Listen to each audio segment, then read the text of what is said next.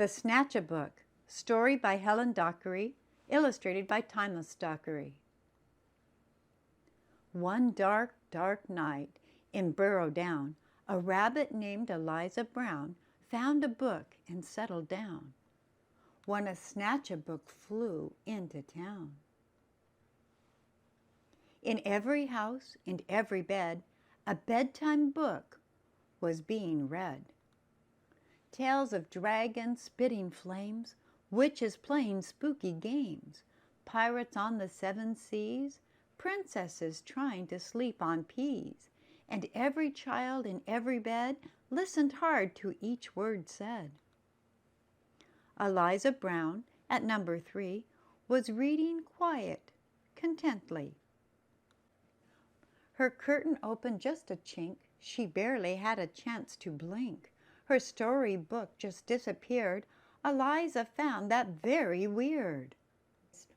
The little owls on Mommy's lap were quite surprised to hear a tap against their bedroom window glass. Tap, tap. The noise came really fast. Before they'd even look around, the book was gone without a sound. The wind blew wild across the sky. The smallest squirrel heard a cry. "What's that?" she whispered to her dad. But then, as this was really bad, before they had a chance to look, she had lost her very favorite book. And so it went night after night. Books disappeared from left to right. 5 books here, 6 books there. The shelves began to look quite bare. In Burrow Down the rumor spread of book thieves under every bed. Eliza Brown, at number 3, was keen to solve the mystery.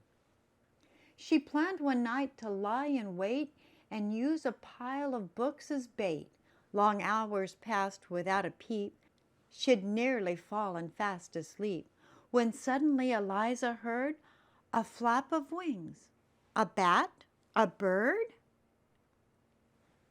Eliza saw a shadow loom, enormous, right across her room. What kind of monster could it be? Eliza thought, "You don't scare me." And yet her heart was beating fast. She'd have to face the thief at last. She threw the window open wide and shouted to the thing outside, "Stop stealing our books right now! Just give them back. I don't care how." "I'm sorry," came a little voice. "I really am. I had no choice." Eliza looked down in surprise. She couldn't quite believe her eyes. "So who are you? And what's your name?" The creature hung its head in shame. He mumbled with a mournful look, "I'm just a little Snatchabook." Eliza nodded solemnly. She sat the creature on her knee. "You can't just come and help yourself to every book on every shelf." A tear rolled from the creature's eye, and softly he began to cry. "I know it's wrong, but can't you see? I've got no one to read to me." Eliza sighed. He looked so sad. If he just had a mom or dad to read to him stories every night, well, then he might behave all right. That very night they hatched a plan. And so the Snatchabook began. To give back all the books he picked, Eliza Brown was very strict.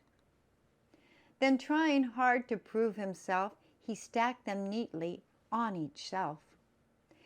And when he'd make his full amends, Eliza called on all her friends and told them how he'd worked all night to turn a wrong into a right. And now each night in Burrow Down, as darkness falls upon the town, in every house, in every bed, a bedtime book is being read.